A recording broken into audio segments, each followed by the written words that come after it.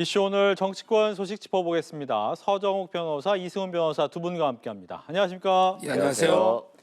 네, 국민의힘 혁신위원장 선임을 했습니다. 인요한 연세대 의대 교수가 선임이 됐는데 아마 특별귀화 사례 1호의 주인공이기도 하고 여러 가지 좀 발탁의 이유가 있을 것 같아요. 어떻게 보십니까? 발탁의 이유는? 뭐 저는 이제 두 가지로 보면요. 네. 이분이 이제 그 정조부가 유진 벨 선교사고요. 그다음에 그 할아버지요. 윌리엄 린턴 할아버지가 3.1운동 때 독립운동을 해서 이제 그 우리 그 건국 훈장까지 받은 이런 데 집안이고. 네. 그다음에 아버지도 해군사관으로서 인천 상륙작전까지 이게 참전한 분이고. 그리고 이제 본인도 한국형 앰뷸런스라든지 우리 사회에 엄청나게 우리 국가에 기여를 한 이런 이제 상징성이 있다는 게 첫째 이유고요. 그다음에 이분이 이제 두 번째는 호남입니다. 아예 이제 순천 인시라고 네. 아예 그냥 하나 만들었죠. 그렇죠. 그리고 이제 그 옛날에 DJ하고도 인연이 있고요. 이분이 5.18 때 통역도 한번 한 적이 있습니다. 시민군하고. 그 정도로 이게 그 어떤 지역주의를 극복하면서 중도나 나아가서 진보까지 나갈 수 있는 이런 이제 역량이 있다. 경력이. 이래서 이게 저는 발탁한 게 아닌가 이래 봅니다. 네. 뭐 남의 당 얘기지만 잘 발탁했다 이렇게 보시는지 궁금하네요. 일단은 이미지는 좀 확 바꿔준 것 같아요. 기존의 어떤 좀 올드한 이미지에서 네. 새로운 인물이 나왔는데 그 새로운 인물이 한국형 구급차를 만들고 대한민국 특별귀화 1호이고 또 5.18 민주화 운동 때 통역을 했다는 측면에서는 새로운 이미지는 맞습니다. 이제 다만 이분이 어떻게 국민의힘을 혁신할 것인가의 문제인데 혁신에 대해서 정권을 준다고 했는데 정권이 참 무서운 말이거든요. 정권이라고 하는 게 무권과도 통하는 말이에요. 아무런 권한이 없다는 말과도 통하기 때문에 인요한 혁신위원장이 어떻게 이제 혁신을 해 나갈 것인가 실은 저도 좀 궁금해요. 이분이 최근에 국민의힘에서도 전라도 출신의 대통령이 나와야 된다 이런 말을 했거든요. 뭐 마누라 자식 바꿔야 된다, 빼고 바꿔야 된다 이런 말도 했습니다만 그런 측면에서 국민의힘의 묵은 관습과 생각과 방식 등을 어떻게 혁신할 것인가 저도 좀 궁금해요. 알겠습니다. 말씀을 여러 가지 해주셨는데 실제로 오늘 이제 인요한 혁신위원장이 임명되면서 첫 메시지가 있습니다. 뭐 기자들과 만나서 이야기를 했는데 한번 직접 들어보고 이야기를 나눠보겠습니다. 국민의힘에 있는 많은 사람들도 내려와야 됩니다. 듣고 변하고 희생할 각오가 돼 있어야 됩니다. 이건희 회장님 말씀 중에 참 제가 깊이 생각한 게 와이프하고 아이만 빼고 다 바꿔야 된다. 많이 바꿔야 될 것 같아요. 네, 이건희 예전 삼성 회장님의 말씀을 많이 들었다라고 하면서 많이 바꾸자라고 했는데 중요한 건 많이 바꿀 것 같긴 한데 바꾸는 힘이 있느냐? 아까도 얘기가 있지만 권한을 어디까지 줄 것이냐라는 부분도 굉장히 중요한 것 같고요. 어떻게 보십니까? 제가 이제 저번 주에요. 여러 방송에서 이제 인요한 추천을 했어요. 어허. 근데 우연히 일치인저득이 됐습니다. 네. 참 이게 저도 신기한데 제가 몇 군데 추천했어요.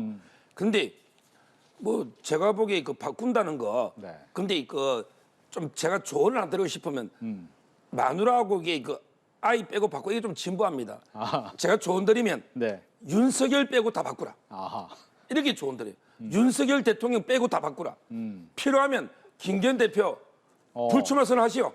아니면 이게 흠직하시오. 그러다 안 되면 이게 김기현 체제를 못 이기니까 비대위로 갑시다. 이 정도 결기. 뭐 총리든 비서실장이든 저는 이게 윤석열 대통령 빼고 다 바꾸라. 이 표현이 좀 더 정확했어요. 아하. 이제 뭐 아내하고 아이 이거는 좀 진부하잖아요. 네. 이런 식으로 이게 저는 대규모 인적 쇄신을 하고 이 말은 김기현 대표 체제까지도 도저히 그 체제로 못 이긴다. 이럴 때는 이게 이기는 게 중요하잖아요. 네. 그럴 때는 이게 김기현 대표까지도 바꿀 수 있는 이런 결기가 첫째 필요하고 예. 두 번째 이제 정책은요. 정책은 이제 국회의원 특권 다 내려놔면 돼요. 불체포 특권 없애자. 네. 면책 특권도 이게 남용하면 안 된다. 그리고 이제 여러 100가지 넘는 특권이 많잖아요. 네. 이걸 이게 과감하게 저는 포기하는 이런 게 두 번째 필요하고 마지막에 가장 중요한 거는 이제 공정한 공천 룰이죠. 어허. 예를 들어 이게 따뜻한 데서 3, 4선 한 사람 하태경 의원처럼 이게 험직하시오. 안 되면 이게 감점입니다. 네. 뭐 이런 식으로 한다든지 여러 가지 이게 공천 룰을 확립하는 이런 게 혁신을 몰고 가야 돼요. 예. 그럼 말씀하신 거 부분에 이제 공천룰을 좀 더 여쭤보면 예. 지금 몇 개월 안 남았잖아요. 그런데 현 입장에서 공천룰까지 바꿀 힘을 주게 된다라는 것은 현재 있는 이기 입장에서 굉장히 부담스러울 수 있는 부분인데 그까지 줄 수 있습니까? 그거 안 주면요. 네. 국민의힘 전멸합니다. 저번 선거보다 이게 더 어려울 겁니다. 네. 강서의 17% 이걸 이게 민심의 준엄한 경고를 그냥 이게 무시하면 안 됩니다. 지금 심각한 위기예요. 저는 이분이 특히 좋은 게 의사잖아. 예. 혁신이 뭐예요? 살가죽을 벗기는 거예요. 그다음에 뼈를 바꾸는 거야. 네. 이분이 살가죽 벗기고 뼈 바꾸는 거는 뭐 농담이지만 잘 의사니까 잘할 거 아니에요. 이분이 정치권에 진 빚도 없고 네. 그렇잖아요. 저는 소신껏 밀어붙이고 안 되면 물러나면 되지 뭐. 안 되면 이게 본인이 뭐 손해 본 것도 없잖아요. 네. 저는 과감하게 그냥 모든 걸 걸고 그대로 이게 혁신해라 이래 봅니다. 결기와 혁신 가지고 공천 룰까지도 혁신해야 된다라고 하는데 어떻게 가능하리라고 보시는지요? 뭐 서정욱 변호사님 말씀 들어보면 네.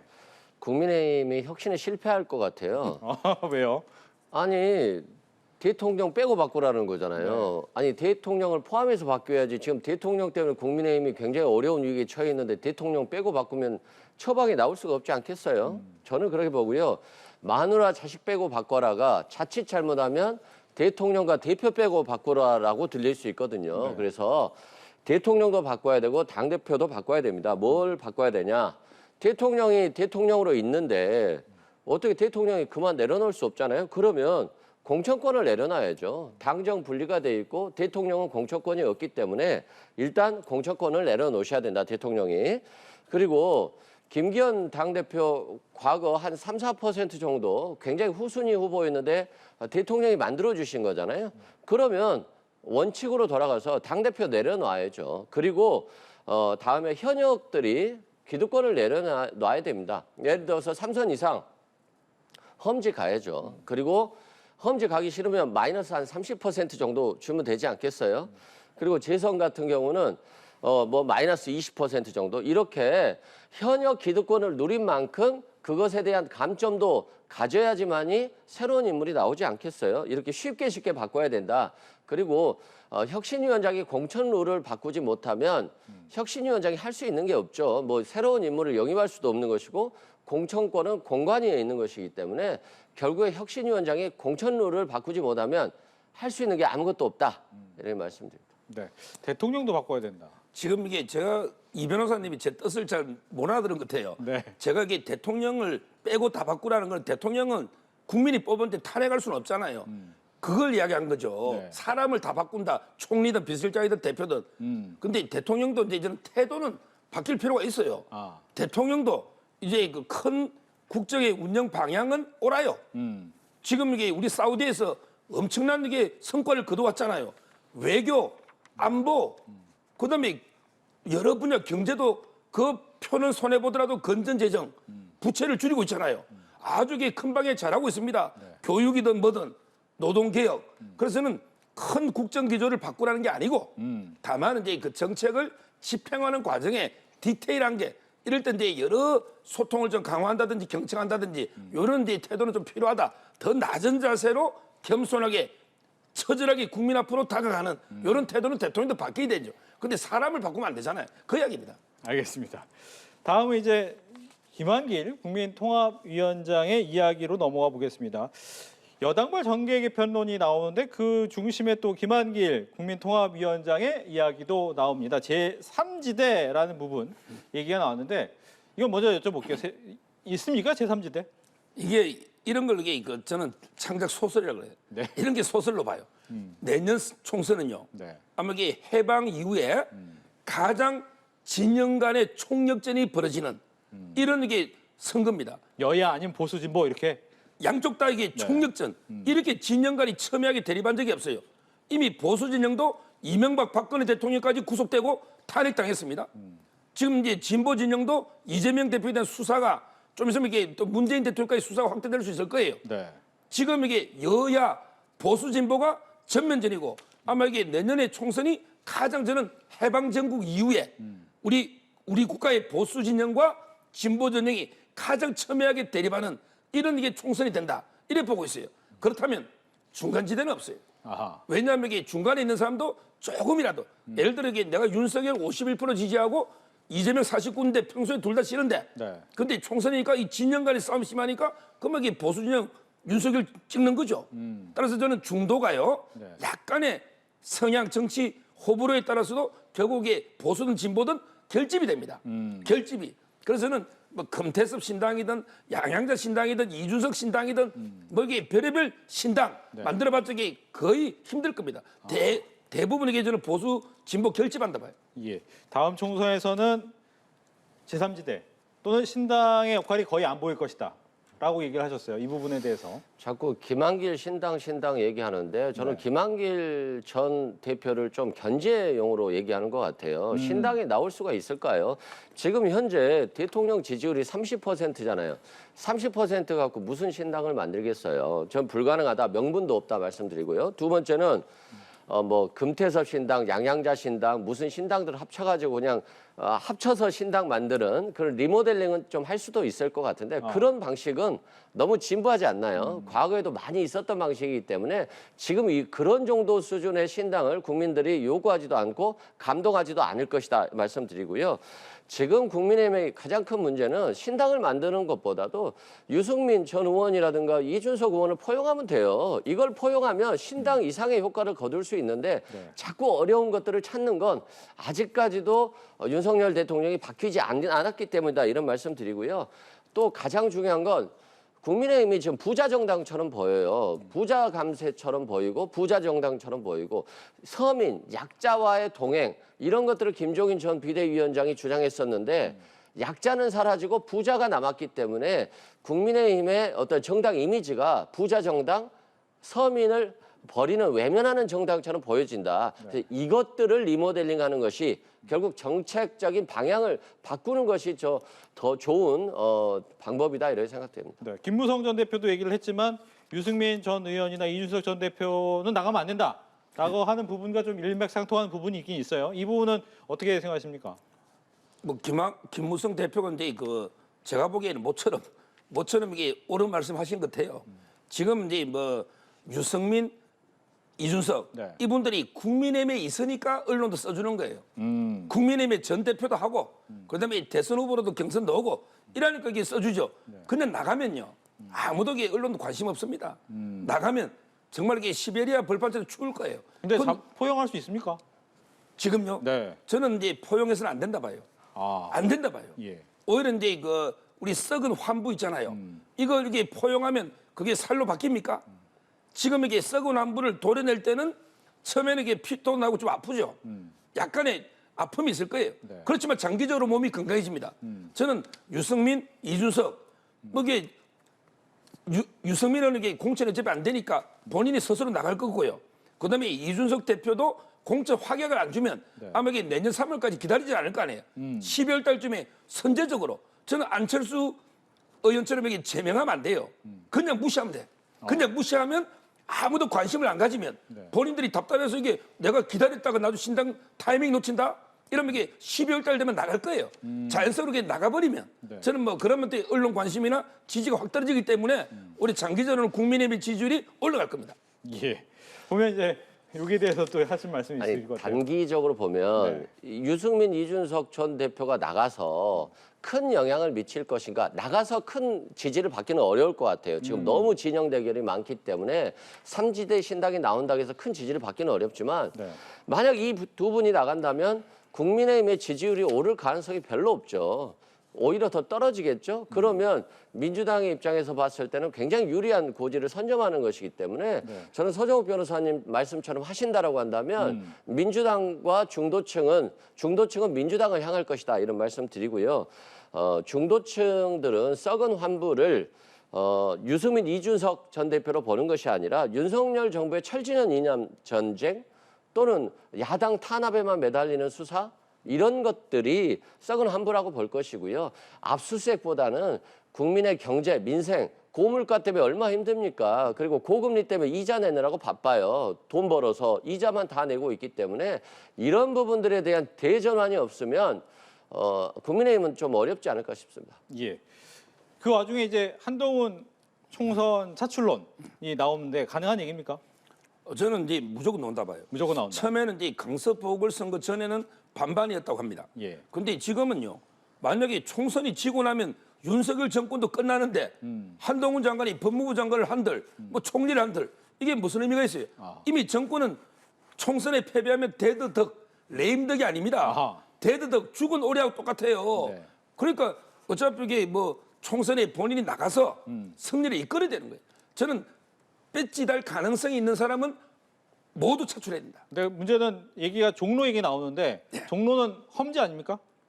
종로는 이제 그 서행보트 지역이죠. 거의 아마 지금까지 6번 선거 최근에는 3대 3입니다. 그렇죠. 근데 한동훈 장관이 나오면 제가 보기에 뭐 임종석 실장이 나오든 이광재 뭐 누가 나오든 지금 이게 노무현 때도 사이 곽 변호사가 있든 한동훈 장관이 나가면 무조건 이깁니다. 이건 이길 수밖에 없어요. 저는 한동훈 장관이 총선에 나와야 되고 나올 거로 보면서 그 지역은요. 조금 이게 고민은 더 해봐야 되지만 가장 상징성이 있는 정치 1번지는 종로입니다. 여기서 이 바람을 일으켜버리면 거의 뭐 서울 벨트가 덜썩덜썩할 거 아닙니까? 저는 그 점에서 이게 그 국민의힘에서 상당히 한동훈 장관 차출 네. 강력하게 요청하고 한동훈 장관도 나올 거로 봐요. 한동훈 장관의 차출. 오늘 서정욱 변호사님이 민주당에 좀 유리한 평론을 많이 해주시는 것 같아요. 어떤 부분에서요? 아니 한동훈 장관이 지금까지 국민의힘의 대변인 역할을 맡으면서 당을 말아먹었잖아요. 결국에는 강서구청장 선거로 17%의 지지율로 졌는데 한동훈 장관이 지금 종로에 출마한다? 백전백패 아니겠어요? 한동훈 장관의 가장 큰 문제는 자신이 법무장관인지를 모른다는 거예요. 아직도 특수부 검사인 줄 알기 때문에 공직자로서의 정치적 중립 의무에 대해서 모르는 분이에요. 그런데 정치 1번지 종로에 나와서 낙선한다? 그러면 이제 집으로 돌아가는 거 아니겠습니까? 그런 측면에서 윤석열 정권이 수사밖에 못했는데 이제는 수사도 못한 게 드러난 거예요. 그리고 경제적으로도 무능한 정부가 드러난 거예요. 결국에는 검찰 수사를 벗어나서 유능한 정부임을 보여줘야 되는 것인데 한동훈 장관이 유능하다고 볼 수 있습니까? 한동훈 장관이 경제를 살릴 수 있는 사람입니까? 한동훈 장관은 아직도 특수부 검사 정도 수준이기 때문에 저는 한동훈 장관이 만약에 종로에 출마한다, 민주당 입장에서는 박수 칠 거라고 생각합니다. 민주당 입장에 박수 친다는데요? 선거를 이게 해보면 결과 보면 알 거예요. 이번에 한동훈 장관이 강서구 보궐선거 패배하고 무슨 관계 있습니까? 지금 저는 한동훈 장관 지지를 보세요. 결국 이 보수 진영에서는 압도적인 1위입니다. 1위. 저는 내년 선거는요. 결국에 이재명 대표와 한동훈 간의 싸움으로 갈 수밖에 없다. 왜냐하면 이게 총선은 물론 이게 윤석열 대통령의 중간 평가도 있지만 그렇지만 이게 미래 권력이 어떻게 가느냐 이걸 많이 보거든요. 아마 이게 대선 주자의 위력이 그대로 나타날 겁니다. 누가 넣어도 저는 이게 한동훈 장관은 어느 지역에 갖다 놓나 누가 넣어도 이게 좀 된다 이래 봅니다. 아니 한동훈 장관은 이미 졌죠. 이재명 대표에게. 한판 승부에서 증거가 차고 넘친다고 했는데 영장 기각됐잖아요. 그렇기 때문에 한판 승부에서 이미 졌다. 그리고 대통령 지지율이 30%인데 종로에 나와서 한동훈 장관이 뭐 이긴다? 몇 퍼센트로 이길지라고 얘기할 수 있을지 모르지만 큰 표 차이로 질 것이다 라고 말씀드립니다. 여기까지 듣고 다음 이야기로 좀 넘어가 볼게요. 다음 이야기는 이재명 대표 얘기입니다. 35일 만이죠. 당무에 복귀를 했습니다. 메시지가 참 궁금했는데 일단 민생을 통해서 통합 얘기도 함께 했어요. 좀 여기에 대한 얘기를 듣겠습니다. 지금 현재 국민들이 정말 힘들어해요. 고물가 때문에 시장 보기가 어렵고 고금리 때문에 월급 받아가지고 다 이자 내는 거예요. 하우스 푸어라고 하지 않습니까? 그런 측면에서 민생은 무조건 첫 번째다.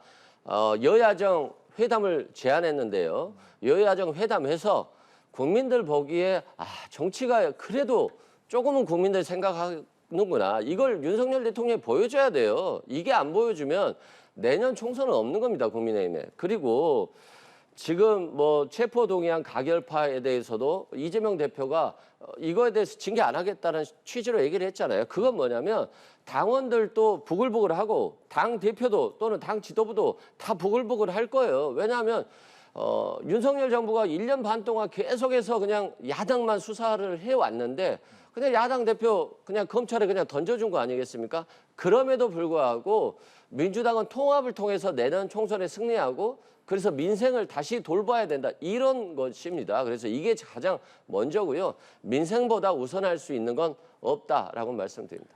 지금 민주당의 원내대표가 막 민생하면서 우리가 여기 IMF가 온다 막 이러더라고요. 이게 민주당이 할 말입니까?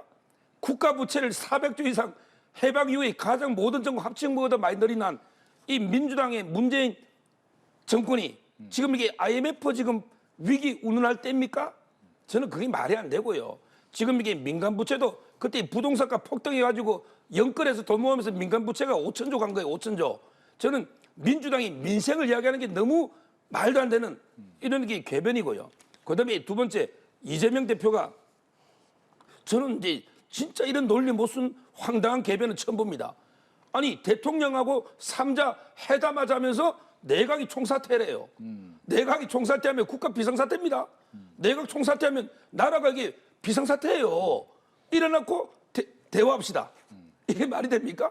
내각 총사퇴 해놓고 대통령과 회담합시다. 아니 한쪽이 일관성이 있어야지. 회담을 하려면 회담을 하고 사퇴하려면 회담을 제안하면 안 되잖아요.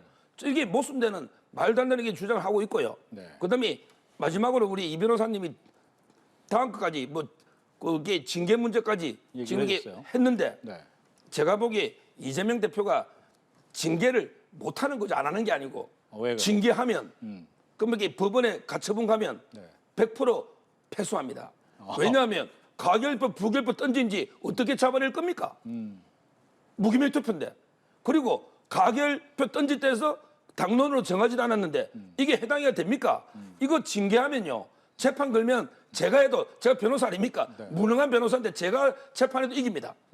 징계하면 네. 따라서 징계를 못하는 거고 예. 그러면 이게 이재명 대표가 포용할 사람입니까? 그분은 포용할 사람이 아니에요.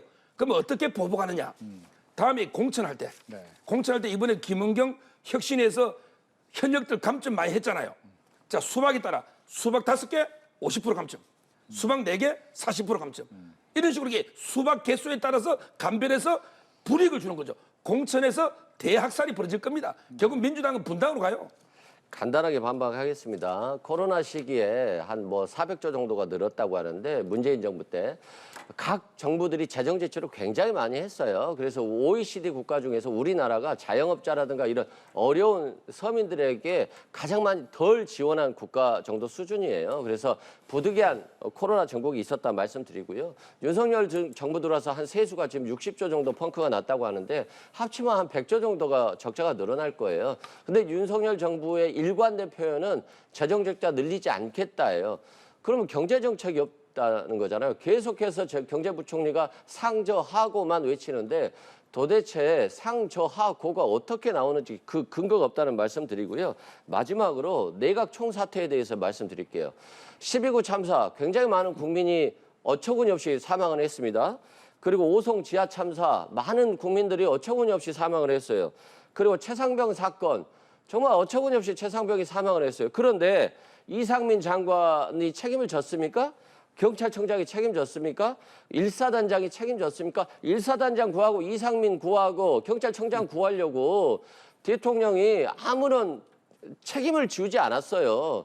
그렇기 때문에 책임이 지지 않는 정부가 된 겁니다. 그래서 내각 사퇴라고 하는 것은 그런 의미에서 제발 윤석열 정부가 국민들께 책임져있는 정부가 되라라고 말씀드리는 거예요. 예. 그럼 한 가지만 더 좀 전에 말씀하신 것처럼 이 얘기를 하셨잖아요. 말씀하신 것처럼 그런 부분에 대해서 충분히 이해한다. 예를 들면 내각 총사퇴가 그런 의미다라고는 하지만 3자 회담 하자고 하는 건 좀 말이 안 된다라는 부분에 대한 답도 한번 들을게요. 아니 삼자 여야정 회의해서 네. 내각에서 이런 문제가 있었기 때문에 내각 총사퇴를 하던가 아니면 대통령이 일부 받아들여서 이상민 장관인지 정리해야 되지 않겠어요? 그리고 경찰청장 뭐 제대로 된 게 없잖아요.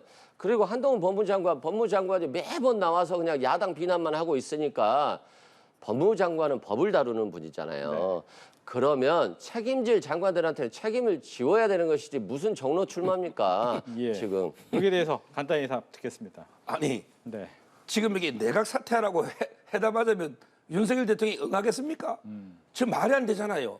진짜 이 민생 가지고 회담하자면서 내각 사퇴 이거 말이 안 되고 제가 항상 방송마다 하는 말 있잖아요. 윤 대통령은 이재명, 이준석 빼고 다 만나야 된다.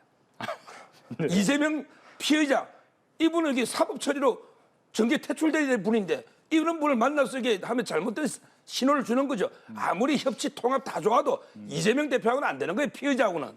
그다음에 이준석도 마찬가지고 둘이 빼고는 모든 사람과 소통하시면 됩니다. 알겠습니다. 저희가 뭐 시간이 다 해서 여기까지 했는데 앞서서 이제 여론조사에서 대통령 지지율 얘기를 잠깐 해주셨는데 그 부분에 대해서 좀 이야기를 해드려야 될 것 같아요. 지난 17일부터 19일에 한국갤럽이 자체 조사했는데 18세 이상 남녀 1,000명을 가지고 한 여론조사였고요.